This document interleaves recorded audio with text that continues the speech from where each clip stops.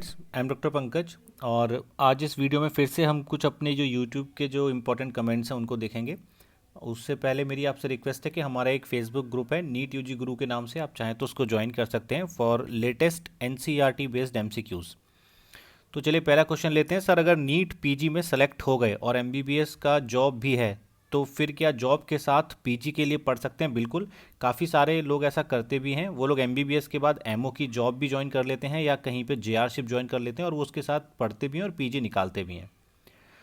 Sir, I am from Jharkhand. Sir, अभी मेरे को पीएमसीएच धनबाद मिला है बट अपग्रेड करने के बाद एमजीएम जमशेदपुर मिल जाएगा। सर, पीएमसीएच में ओनली 50 सीट्स हैं, हॉस्पिटल कॉलेज सेम जगह है और पेशेंट लोड भी ज़्यादा है, जबकि एमजीएम में हॉस्पिटल 5 किलोमीटर दूर है। 100 सीट्स हैं और पेशेंट लोड कोई खास नहीं है, तो मुझे क्या प्रेफर करना चाहिए? और दोनों मेरे घर से सेम डिस्टेंस में हैं। देखिए, एमबीबीएस में मैं ये नहीं बोलूँगा कि पीएमसीएच बहुत ज़्यादा अच्छा है या जमशेदपुर, आपको जो अच्छा लगे आप ले सकते हैं। एमबीबीएस में इतना नहीं सोचा जाता है। ठीक है, देखिए मैं आपको अपना एग्जांपल देता हूँ। जैसे मेरा कॉलेज था डिब्रूगढ़ में, ठीक है। तो और एक जो गुवाहाटी में जो कॉलेज, सॉरी, जो आसाम में जो सबसे पहले जो कॉलेज उठता है वो है गुवाहाटी मेडिकल कॉलेज, जो कि गुवाहाटी के अंदर है। पर मैंने देखा था कुछ बच्चे ऐसे भी थे जिनको गुवाहाटी मेडिकल कॉलेज मिल रहा होता था, फिर भी वो डिब्रूगढ़ ले लेते थे क्योंकि वो उनके घर के ज़्यादा पास था। और डिब्रूगढ़ मेडिकल कॉलेज में कैंपस और कॉलेज एक ही जगह है, जबकि गुवाहाटी मेडिकल कॉलेज में कैंपस और कॉलेज अलग अलग जगह है। तो ये अपनी प्रेफरेंस होती है, उससे कुछ फ़र्क नहीं पड़ने वाला। एमबीबीएस आप चाहे पीएमसीएस धनबाद से कर लो, चाहे आप जमशेदपुर से कर लो, आपको कोई ज़्यादा फ़र्क नहीं पड़ेगा। तो आपको जो भी अच्छा लगेगा। एक बात है भाई, अगर 5 किलोमीटर दूर है कॉलेज से कैंपस तो ऑब्वियसली आपको उसमें थोड़ी दिक्कत तो आएगी आएगी। तो अगर आप पीएमसीएस धनबाद के साथ ओके हैं तो उसमें कोई दिक्कत नहीं है, आप बिल्कुल ज्वाइन कर सकते हैं। Sir, I don't know what I am interested so I should go for neat and MBBS. तो ये कंफ्यूज है कि ये लाइफ में आगे क्या करें, ये नीट एमबीबीएस करें या आईआईटी निकालें। तो देखिए, इसका आंसर तो आपको खुद ही देना पड़ेगा, आपको सोचना पड़ेगा। आप बस एक ही बात सोचो, आपको आपको जो ह्यूमन फिजियोलॉजी है, जो आपको बायोलॉजी है उसमें इंटरेस्ट है या फिर मैथमेटिक्स के अंदर और फिजिक्स के अंदर। तो इससे आपको आपका आंसर खुद मिल जाएगा। अगर आपको बायोलॉजी ज़्यादा अच्छी लगती है, उसमें आप इंटरेस्टेड हैं, तो डेफिनेटली आप एमबीबीएस के लिए जा सकते हैं। और अगर आपको फिजिक्स मैथ ज़्यादा अच्छी लगती है तो आप इंजीनियरिंग में जा सकते हैं।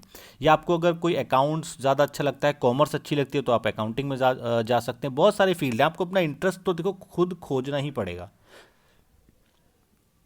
Sir, MD pathology and MD microbiology का काम क्या होता है? तो देखिए, दोनों ही डिफरेंट ब्रांचेज हैं। पैथोलॉजी में जो क्या होता है, एमडी पैथोलॉजी क्या होता है कि भाई ये इसमें क्या होता है कि आपकी सपोज करो किसी को ब्लड कैंसर हो गया, ओके। तो ब्लड कैंसर जब हो गया तो उसकी जांच करेंगे हम लोग, तो उस पेशेंट का ब्लड निकाला जाएगा। तो उस पेशेंट का जो ब्लड है उसको माइक्रोस्कोप में देख के उसकी जो रिपोर्ट बनाएगा वो एमडी पैथोलॉजी करता है। और फॉर एग्जांपल किसी को कोई ट्यूमर हो गया, ओके, किसी को कोई भी शरीर के अंदर देसी भाषा में बोले तो कोई गांठ हो गई, कोई कैंसर हो गया, तो उनकी जो इन्वेस्टिगेशन होती है, जो लैब में जो जांचें होती हैं, वो पैथोलॉजिस्ट करता है। ओके। और भी बहुत सारी इन्वेस्टिगेशंस हैं जो पैथोलॉजिस्ट करता है। और माइक्रोबायोलॉजी क्या है कि माइक्रोबायोलॉजी के नाम में ही है कि माइक्रो का मतलब होता है छोटा, तो माइक्रोबायोलॉजी का मतलब जो माइक्रो ऑर्गेनिजम्स होते हैं, जैसे कि बैक्टीरिया हो गए, आपके वायरस हो गए, आपके प्रोटोजोआ हो गए, पैरासाइट्स हो गए, इनसे रिलेटेड जो बीमारियां होती हैं उनकी जो इन्वेस्टिगेशन होती है, उनकी जो जांचें होती हैं, वो माइक्रोबायोलॉजिस्ट करते हैं। इसमें कल्चर किया जाता है ऑर्गेनिज्म का। कल्चर के बाद ये भी देखा जाता है कि वो किस मेडिसिन के लिए सेंसिटिव हैं, तो वो सब काम माइक्रोबायोलॉजी का होता है। जो माइक्रो ऑर्गेनिजम्स जो होते हैं उनसे रिलेटेड जितनी भी इन्वेस्टिगेशंस हैं और जो साइंस है वो माइक्रोबायोलॉजी में आती है। और जो एक बीमारी होती है उसकी जो डायग्नोसिस की जाती है वो पैथोलॉजी के अंदर आती है। बाकी देखिए, बहुत ज़्यादा डिटेल में जाएंगे तो एक अलग से वीडियो तैयार करना पड़ेगा, बट अभी के लिए आप इतना याद रखिए कि इनमें यही मेन डिफरेंस है।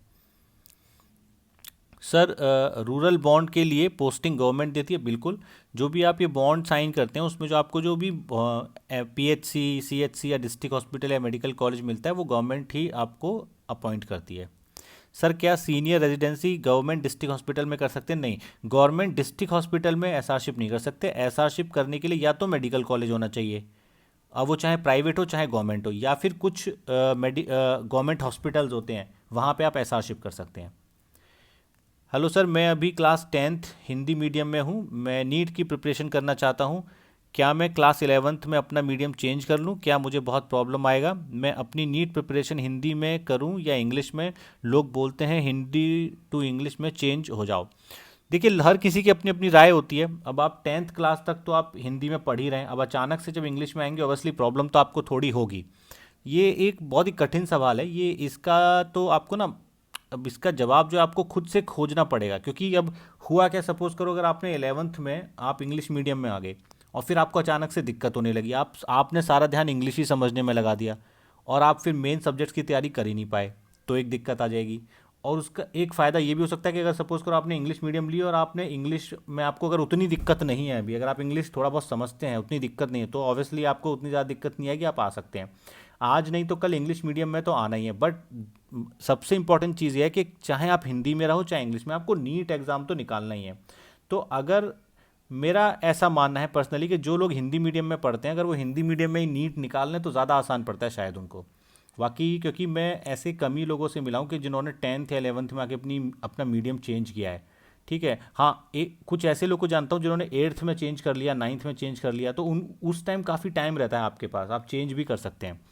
तो अभी ये बहुत कंफ्यूजिंग सवाल है, इसका जो तो जवाब आपको खुद ही देखना पड़ेगा। अगर आपकी इंग्लिश अच्छी है तो आप, मुझे लगता है, कर सकते हैं। बट अगर आपको इंग्लिश में बहुत ज़्यादा दिक्कत है तो फिर चांस लेने से शायद फ़ायदा ना हो, आपको दिक्कत भी हो सकती है। Sir, I am in class 7। मैंने क्लास 6 और 5 हिंदी मीडियम से स्टडी की है और अब मैं क्लास 7 इंग्लिश मीडियम से पढ़ लिया हूँ, और क्लास 8 में भी इंग्लिश मीडियम से पढ़ रहा हूँ, और मैं class 9 10th English and Hindi medium दोनों से पढ़ रहा हूँ, क्योंकि बिहार बोर्ड क्लास 10th में हिंदी मीडियम में एग्ज़ाम दूंगा। मैं क्लास 11 से प्रॉपर इंग्लिश मीडियम स्टूडेंट बन जाऊंगा, इसलिए मैं क्लास 7 8 9 10 इंग्लिश से भी पढ़ रहा हूं, क्योंकि क्लास 11th में अचानक हिंदी टू इंग्लिश में ट्रांसफ़र होने में दिक्कत ना हो, और class 12th and NEET exam की प्रिपरेशन भी इंग्लिश मीडियम से करूंगा। तो क्या मैं सही, आप अब जब आप इतनी इंग्लिश मीडियम में पढ़ ही चुके हैं तो आपको तो दिक्कत आएगी नहीं, तो मेरे ख्याल से तो आप सही कर रहे हैं। आपने 6 7 9 10 जब पढ़ ही लिया इंग्लिश मीडियम में, तो आपको, मुझे नहीं लगता, बहुत ज़्यादा दिक्कत आएगी। तो आप देखिए, आप इस चीज़ में ना ज़्यादा ध्यान मत लगाइए, आप बस अपना फुल कंसंट्रेशन के साथ पढ़ते रहिए। और अगर आपको ध्यान देना कि आपके कंसेप्ट्स ठीक हैं कि नहीं, आपको जो, आप फॉर एग्जांपल आप फिजिक्स करते हो, बायोलॉजी करते हो, केमिस्ट्री आपको समझ में आती है कि नहीं, चाहे आप हिंदी में तैयारी करो चाहे इंग्लिश में, अगर आपके कंसेप्ट्स क्लियर नहीं है ना तो आपको हमेशा नीट निकालने में दिक्कत आएगी। तो अब आप फोकस कीजिए अपने कॉन्सेप्ट्स के ऊपर। फ़ी फ़ी की बात आप जो कर रहे हैं वो ईयरली है या फिर मंथली है? मैंने, अच्छा, ये एक कुछ वीडियोस के बारे में बात कर रहे हैं जहाँ पे मैंने गवर्नमेंट मेडिकल कॉलेजेस की फ़ी बताई है। देखिए, वो जितनी भी फ़ी लिखी हुई है ना, वो ज़्यादातर वीडियो में ईयरली लिखी हुई है। और अगर आप चाहें तो आप एमसीसी की एक वेबसाइट है mcc.nic.in, उस पर जाके आप कॉलेज की फ़ी चेक कर सकते हैं, वो ज़्यादातर फ़ी ईयरली लिखी हुई है। प्राइवेट एमबीबीएस फ़ी ऑलमोस्ट 1 करोड़, इसलिए इससे ही अंदाज़ा लगाओ कितना कमाते होंगे, ऐसे ही कोई नहीं इतना खर्चा करेगा।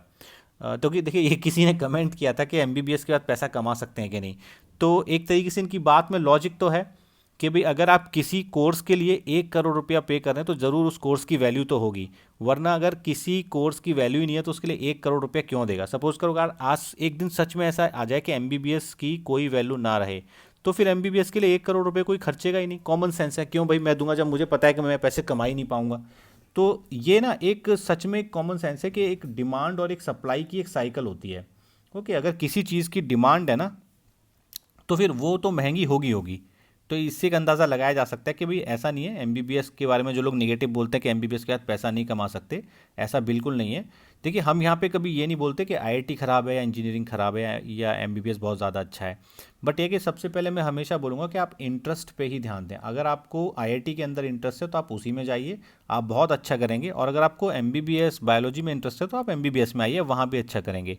बट अगर आप चाहें आईआईटी में जाओ, चाहे आप फिर एमबीबीएस में जाओ, जब एक बार किसी कोर्स में घुस जाओ ना, तो उसकी निगेटिविटी को मत देखो, उसकी पॉजिटिविटी को देखो, तभी आप लाइफ में अच्छा कर पाओगे। और दूसरों की बातों पे तो कभी भी ध्यान मत दो, बस अपनी पढ़ाई अच्छे से करते रहो। अगर आप एक आईआईटीएन हैं तो एक बहुत बढ़िया इंजीनियर आप बनिए, और अगर आप एक एमबीबीएस हैं तो आप बहुत अच्छे डॉक्टर बनिए, बस। पर डे लाखों कमाते देखा है मैंने सिर्फ एमबीबीएस करके ही। ये बात भी काफ़ी हद तक गलत नहीं है, काफ़ी लोगों को मैं भी जानता हूँ जो एमबीबीएस करके काफ़ी अच्छा पैसा कमा रहे हैं। बट बात देखिए वहाँ पे आ जाती है कि ऐसे कमेंट को देख के आपको ये नहीं कि आप सीधा एमबीबीएस की तैयारी शुरू कर दो। जो लोग लाखों कमाते हैं वो सेक्रीफाइस भी करते हैं, ऐसा नहीं है कि बिल्कुल बिना कुछ के ही लोग लाखों कमाने लग जाते हैं। मैं बहुत सारे डॉक्टर्स को जानता हूँ जो पेरी फेरी के विलेज में प्रैक्टिस करते हैं, दिल्ली की लाइफ छोड़ के, बॉम्बे की लाइफ छोड़ के, बड़े शहरों में नहीं रहते, छोटे शहरों में रहते हैं, तो वहाँ पे वो छोटे शहरों में भी रहते हैं। ठीक है। बट उन्होंने कॉम्प्रोमाइज़ किया, काफ़ी मेहनत की इनिशियल फेज़ में, तब वो जाके लाखों तक पहुंचते हैं। तो ऐसा नहीं कि कोई भी चीज़ लड्डू की तरह आपको नहीं मिलने वाला है, मेहनत तो आपको करनी ही पड़ेगी। बस देखिए, इस कमेंट का यही, मैं इस कमेंट की हेल्प से यही बताना चाहता हूँ कि बस कभी खुद को डीमोरलाइज नहीं होने देना है कि भाई आपने एमबीबीएस कर लिए तो आप पैसा नहीं कमा पाओगे, ऐसा कभी नहीं सोचना है। सर, आपकी मैंने कार्डियक सर्जरी वाली वीडियो देखी थी, उसमें आपने बताया था कि आफ्टर कंप्लीटिंग एमसीएच सीटीवीएस या डीएनबी सीटीवीएस, तो आपने बताया था कि आपको गवर्नमेंट या प्राइवेट मेडिकल कॉलेज ज्वाइन कर सकते हो। तो क्या हम कोई गवर्नमेंट हॉस्पिटल भी ज्वाइन कर सकते हैं या फिर गवर्नमेंट मेडिकल कॉलेज या हॉस्पिटल एक ही बात है? देखिए, एक होता है, देखिए दो चीज़ होती हैं, एक होता है मेडिकल कॉलेज। मेडिकल कॉलेज जो होता है ना, चाहे वो गवर्नमेंट हो चाहे चाहे वो प्राइवेट हो, उसके साथ हमेशा एक हॉस्पिटल एसोसिएटेड रहता है। जैसे अगर मैं बात करूं, लोक नायक हॉस्पिटल जो है दिल्ली में, वो मौलाना आज़ाद मेडिकल कॉलेज का हॉस्पिटल है। ओके, तो इस तरीके से रहता है, हर मेडिकल कॉलेज के साथ उसका हॉस्पिटल होता है। और कुछ होते हैं कि कुछ केवल हॉस्पिटल होते हैं, केवल हॉस्पिटल, जैसे कि मैं बोलूँ कि चाचा नेहरू हॉस्पिटल है दिल्ली में, ठीक है, डीडीयू हॉस्पिटल है, वो लोग मेडिकल कॉलेज नहीं है, बट उन वो बस हॉस्पिटल्स हैं। ओके, तो ये बात होती है। तो आप कुछ भी एमसीएच, चाहे आपने सीटीवीएस किया हो या डीएनबी सीटीवीएस किया हो, आप मेडिकल कॉलेज और हॉस्पिटल दोनों ज्वाइन कर सकते हैं। अब इनका सेकंड क्वेश्चन है, और क्या गवर्नमेंट हॉस्पिटल में भी एसआरशिप, एसोसिएट प्रोफेसर, ये हायरार्की होती है? नहीं, जनरली जो गवर्नमेंट हॉस्पिटल्स होते हैं ना, उनमें जनरली कंसल्टेंट्स होते हैं, बट वो उन्हीं रैंक्स पे होते हैं, तो उनकी सीनियरिटी होती है। जो सीनियर होगा भाई, ऑब्वियसली उसका प्रमोशन होगा, तो उसकी जो वैल्यू होगी आपसे ज़्यादा होगी, ठीक है। कुछ कुछ हॉस्पिटल्स हैं जहाँ पे एसोसिएट प्रोफेसर या प्रोफेसर बोला जाता है, बट काफ़ी सारे जो हॉस्पिटल्स हैं वहाँ पे कंसल्टेंट बोला जाता है, सीनियर कंसल्टेंट, जूनियर कंसल्टेंट, इस तरीके से। और एक क्वेश्चन और है, हर गवर्नमेंट हॉस्पिटल की हॉस्पिटल का कोई ना कोई गवर्नमेंट कॉलेज से एसोसिएशन होता है, ठीक है। देखिए, हर गवर्नमेंट हॉस्पिटल का गवर्नमेंट मेडिकल कॉलेज से एसोसिएशन नहीं होता, ऐसा नहीं है, ज़्यादातर स्टेट्स में होता है। बट जैसे कि दिल्ली की बात करूं, तो दिल्ली में काफ़ी सारे ऐसे गवर्नमेंट हॉस्पिटल हैं जो कि प्योरली गवर्नमेंट हॉस्पिटल हैं। जैसा मैंने बताया भी, चाचा नेहरू हो गया, डीडीयू हो गया, लाल बहादुर शास्त्री हो गया, तो ये बस मेडिकल, ये बस गवर्नमेंट हॉस्पिटल्स हैं, मेडिकल कॉलेज नहीं है। पर ज़्यादातर इंडिया के जो ज़्यादातर जो स्टेट्स हैं, वहाँ पे जो गवर्नमेंट जो हॉस्पिटल्स होते हैं, वो जनरली किसी न किसी मेडिकल कॉलेज से एसोसिएटेड होते हैं। बट गवर्नमेंट हॉस्पिटल जैसे कि डिस्ट्रिक्ट हॉस्पिटल, जिला अस्पताल, सीएससी, कम्युनिटी हेल्थ सेंटर, जिसको सामुदायिक स्वास्थ्य केंद्र बोलते हैं, ये भी हॉस्पिटल्स होते हैं, बट ये मेडिकल कॉलेज से एसोसिएटेड नहीं होते हैं। सर, आप करंटली कितना अर्न कर रहे हैं एसआरशिप प्राइवेट हॉस्पिटल से? लोग कहते हैं कि पीजी के बाद 1.5 लाख तक ही कमा सकते हैं। नहीं, ऐसा नहीं है। देखिए, जब आप एसआरशिप करते हैं, मेरी आप पुरानी वीडियोस देखिए, बहुत सारी मैं बोल चुका हूँ कि एसआर की जो मैक्सिमम सैलरी है ना, वो इंडिया में 1.2 लाख के आसपास है। और मैं भी, क्योंकि अभी एसआर हूँ, तो मुझे भी गवर्नमेंट मेडिकल कॉलेज में 1,20,000 ही मिलता है।